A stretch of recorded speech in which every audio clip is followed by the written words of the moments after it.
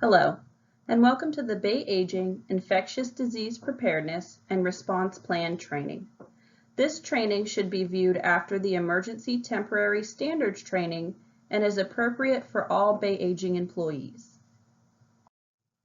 During this training, we will be discussing the contents of the Infectious Disease Preparedness and Response Plan. As you see on the screen, we have 8 sections to cover. This plan describes the implementation of mandatory health and safety requirements established by the Virginia Department of Labor and Industry, Governor Northam's COVID-19 Executive Order and subsequent addendum, as well as guidelines from the Centers for Disease Control. Bay Aging has identified 9 health officers within the agency. Their names can be viewed on the screen. Please refer to the plan for your specific department. These individuals have the authority to stop or alter activities to ensure that all work practices conform to the mandatory safety and health requirements applicable to COVID-19 as well as any other infectious disease hazards. In the prior Emergency Temporary Standards training, we reviewed how employees are classified by jobs, duties, into an exposure risk level. All Bay Aging employees are either lower risk or medium risk. This chart outlines which exposure risk category you are classified.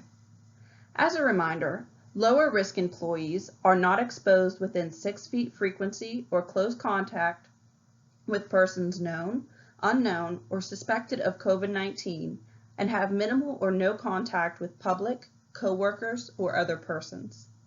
Medium risk employees are employees exposed within 6 feet of other employees, customers, or other persons known, unknown, or suspected of COVID-19. Please confirm with your supervisor if you are unsure which work area you may fall into.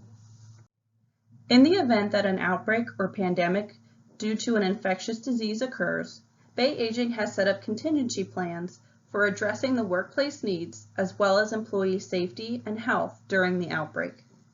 The plans listed on the screen address increased absenteeism, need for physical distancing, telework options, engineering, administrative, and PPE controls.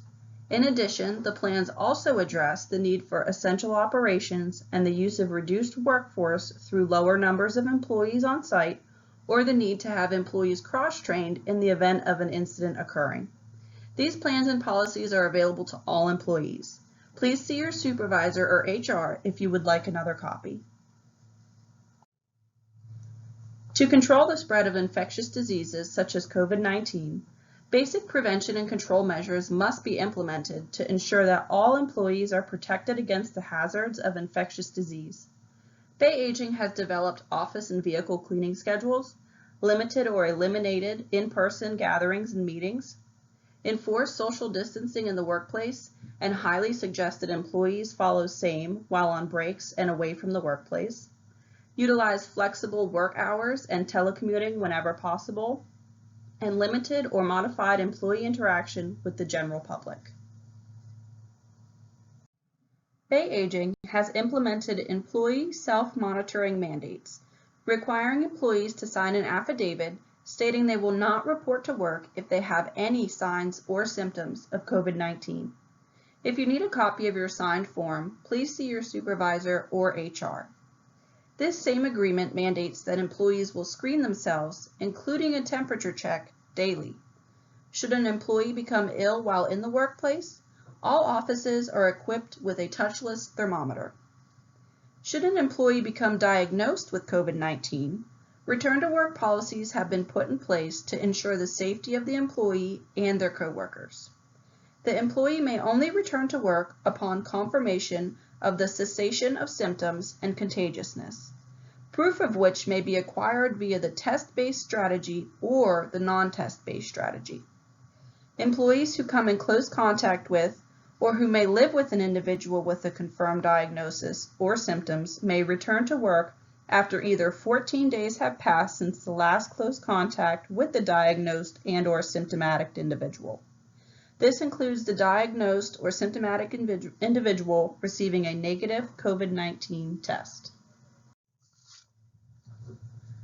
Bay Aging business practices are evaluated to ensure the safety and health of all individuals. As reviewed in our prior section, the screen lists all of the precautions Bay Aging is taking to minimize exposure from an outside source. More details may be found in the actual plan, which should have been provided by your supervisor. Training about the plan is required for all Bay Aging employees. You'll recall we covered requirements of the emergency regulation, signs, symptoms, and spread of the virus, appropriate PPE, and the levels of risk during the emergency temporary standard training.